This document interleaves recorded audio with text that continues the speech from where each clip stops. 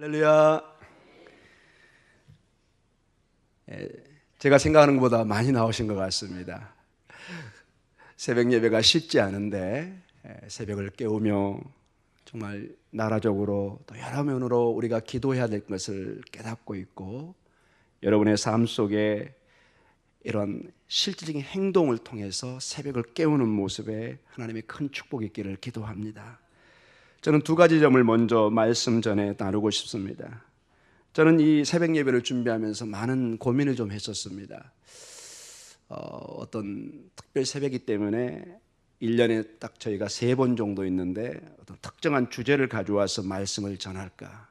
근데 이미 주제는 우리 말씀 사경회를 통해서 작정, 마음, 들음이라는 우리 강사 목사님의 주제가 있어서 저는 평상시에 우리 교회에서 늘 하나님의 말씀을 강의하고 있는데 이 예레미야 귀한 말씀을 굉장히 어려운 내용이고 도전적인 얘기지만 같이 나누고 싶었던 그런 마음이 있었고, 특별히 사무엘을 통해서 그 위기 때 미스바에 모여서 기도했던 그 영성을 우리가 도전받기를 원하는 마음에서 우리가 평상시에 봤던 그대로의 강의 말씀을, 하나님의 말씀을 보기를 생각하고 오늘 우리가 첫 월요일 그대로 주일 새벽에 봤던 말씀을 이어서 말씀을 보고 있습니다. 과연 어떤 도전의 말씀이 있을지 한번 우리가 기대를 하고 이 말씀을 보겠습니다. 우리가 전체적으로 같이 이 말씀을 읽었지만은 정말 이게 간단한 내용이 아닙니다. 근데 어쩌면 이 말씀이 이렇게도 지금의 작금의 나라와 우리의 상황과 이게 너무나 같이 이게 오버랩 서로 겹쳐서 제가 깜짝 놀랐습니다. 여러분 18절 같은 경우 한번 봐보십시오. 여러분, 자식들은 나무를 줍고 아버지들은 불을 피우며 부녀들은 가루를 반죽하여 무엇을 위하여 가자를 만들죠? 하늘의 여왕을 위하여 가자를 만들며 그들이 또 다른 신들에게 전제를 부음으로 나의 노를 일으키느니라.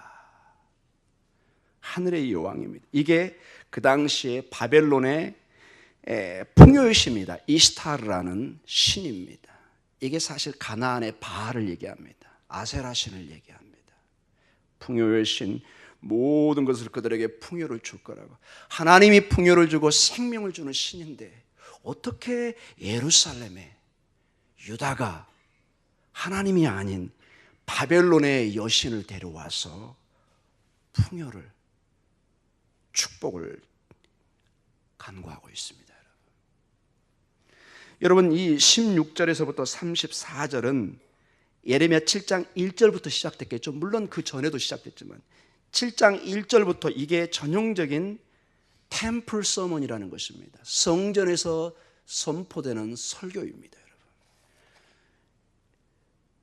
예레미야 7장 2절에 보니까 이렇게 나옵니다. 너는 여호와의 집 문에 서서 이 말을 선포하며, 즉 성전에서 지금 오고 가는 사람들, 특별히 많은 사람이 오갑니다. 이렇게 많은 사람이 오간다는 것은 3대 절기 중에 하나입니다.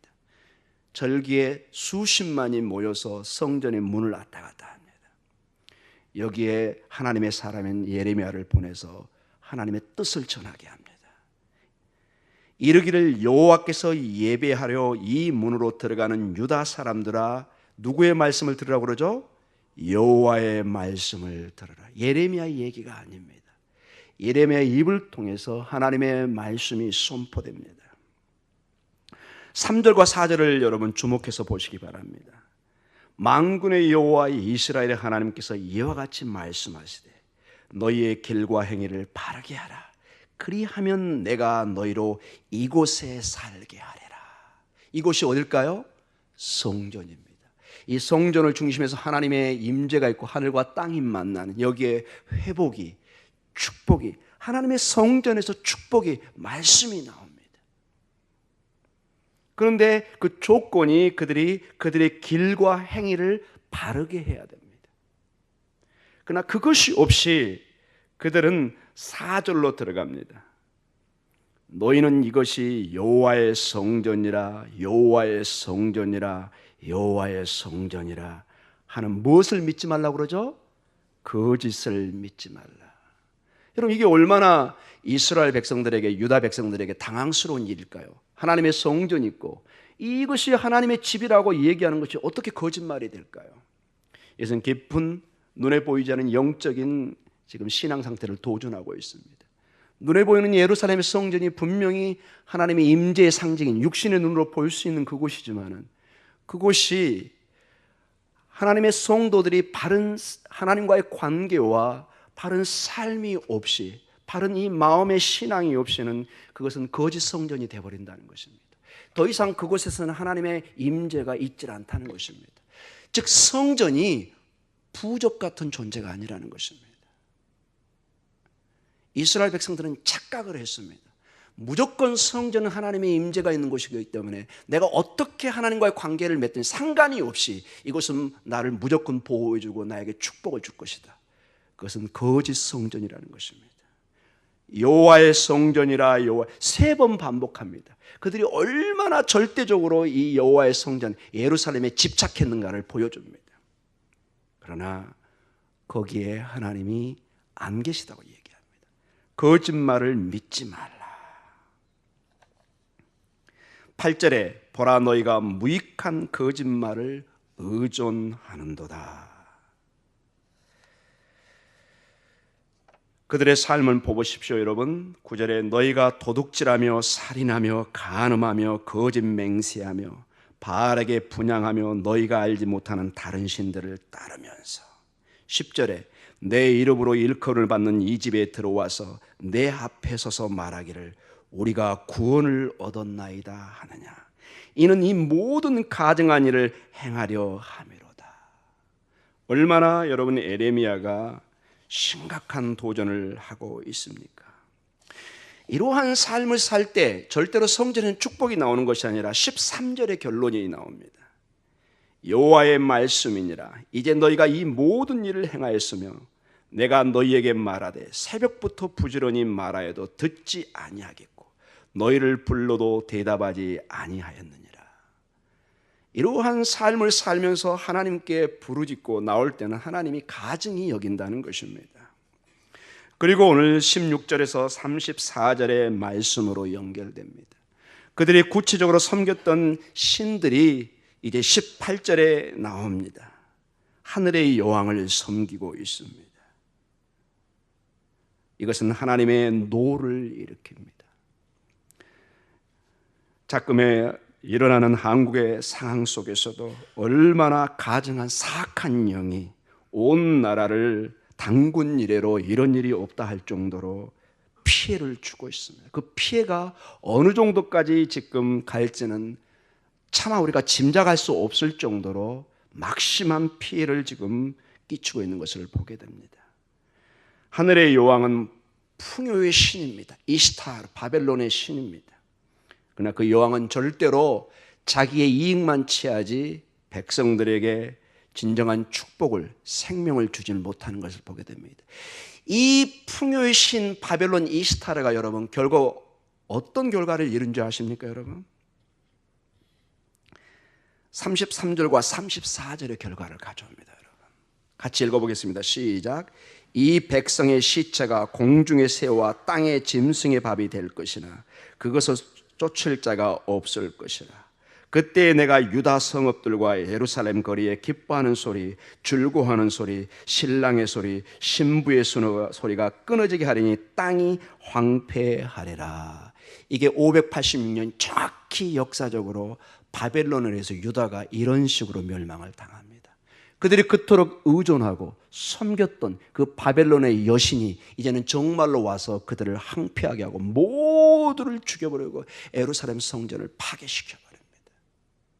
그들이 그토록 의존하고 생명처럼 의존했던 그 하늘의 여왕이 사실은 죽음의 여왕이었던 것입니다.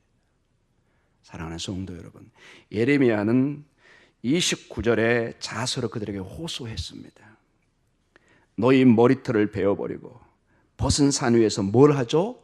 통곡할지다. 애곡합니다. 여호와께서 그 노하신 바 이 세대를 끊어버리셨습니다. 하나님의 진노의 말발굽 소리가 들려옵니다. 그걸 본 예레미야 선지자는 눈물의 선지자입니다. 자기의 가족들과 자기의 민족, 예루살렘 성전에 당할 그 하나님의 심판을 바라보면서 몸부림을 칩니다. 그런데 여러분 깊이 보면 이것은 아버지 하나님의 마음입니다. 손자의 눈물은 하나님의 눈물입니다.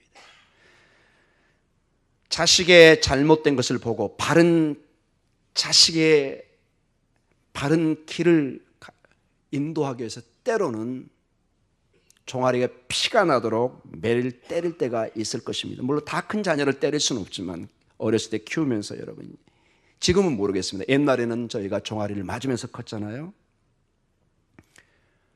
그러나 그렇게 멍든 종아리를 보면서 엄마나 아버지는 밤에 피눈물을 흘리는 것이 부모의 마음입니다.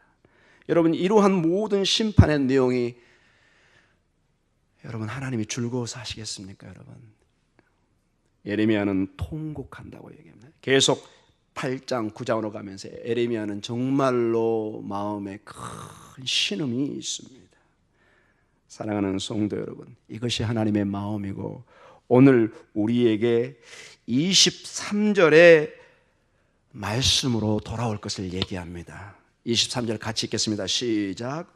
오직 내가 이것을 그들에게 명령하여 이르기를 너희는 내 목소리를 들으라. 그리하면 나는 너희 하나님이 되겠고 너희는 내 백성이 되리라. 너희는 내가 명령한 모든 길을 걸어가라. 그리하면 복을 받으리라 하였느니라. 아멘.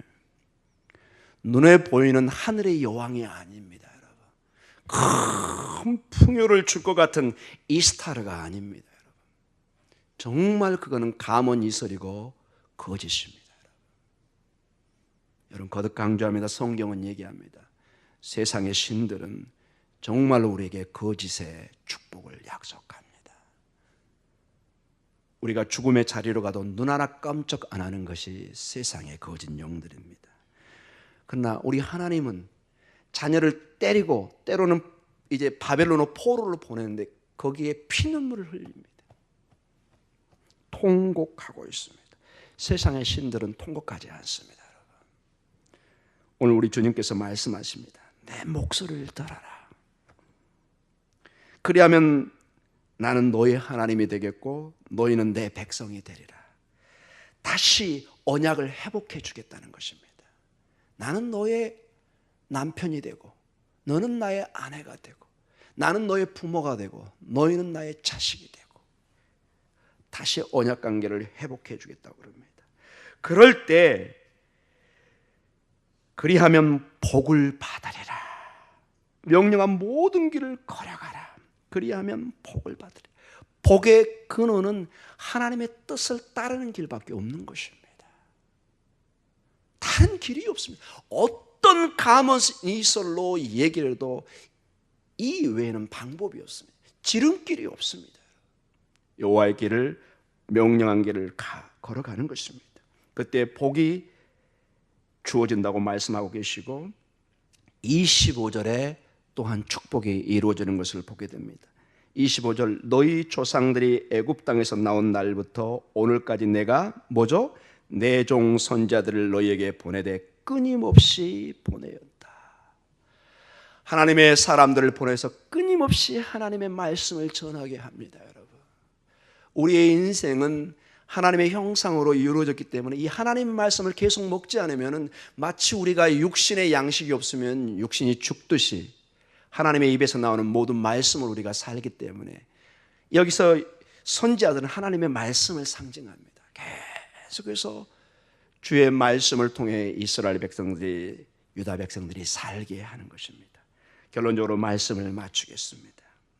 사랑하는 성도 여러분, 이 시대는 정말 사무엘의 위기 때 미스바로 온 백성을 불러서 저 북쪽의 끝에 단문에부터 저 남쪽의 끝인 부에시바 모든 사람이 함께 미스바로 모입니다. 그리고 기도하고 하나님의 뜻을 찾고 블레셋의 위협에서 맞서는 것을 보게 됩니다. 작금의 모든 나라의 상황과 여러분의 가정의 기도의 제목들 기도밖에 없는 줄 믿습니다.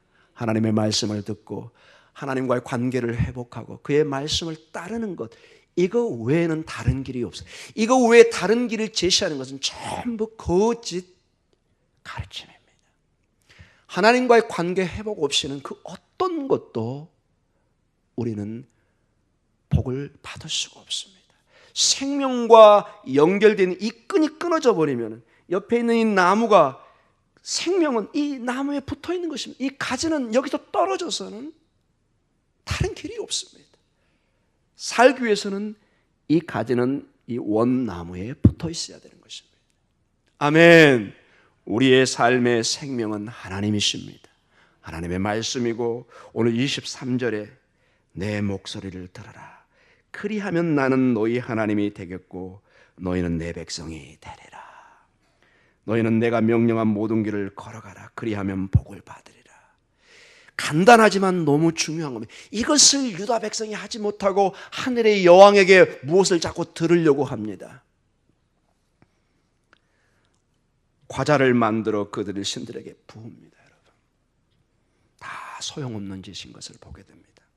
그렇게 간다면 33절과 34절의 결과밖에 없습니다. 그러나 여호와의 길을 따르면 마치 시편 1편처럼 시온의 대로 시냇가에 심은 나무처럼 하나님의 축복이 23절에 있을 줄 믿습니다. 우리 목동중앙교회 우리 성도님들은 이 특별히 새벽을 깨우고 나오신 분들은 주의 말씀을 듣기로 작정하고 나온 줄 믿습니다. 우리는 주의 말씀만을 듣기를 작정합니다. 우리의 마음속에는 오직 예수 그리스도의 복음만이 살 길인 것을 우리는 선포하고 고백합니다. 이 아침에 우리 다 같이 기도할 때 하나님의 말씀이 들려지게 하여 주시옵소서. 하나님의 뜻이 우리에게 밝혀지게 해 주시옵소서. 세상의 어두운 하늘의 여왕을 의지하는 것이 아니라 오직 하나님만을 순종하고 하나님 말씀만을 받고 따라가는 귀한 삶이 되게 해 주시옵소서. 우리 이 시간에 다 같이 이러한 기도 특별히 그리고 부흥사경회와 나라와 민족 수능시험을 앞둔 우리 수험생들 이들을 우리 다 같이 우리 함께 동성으로 같이 기도하고 제 마지막 기도로 마치도록 하겠습니다.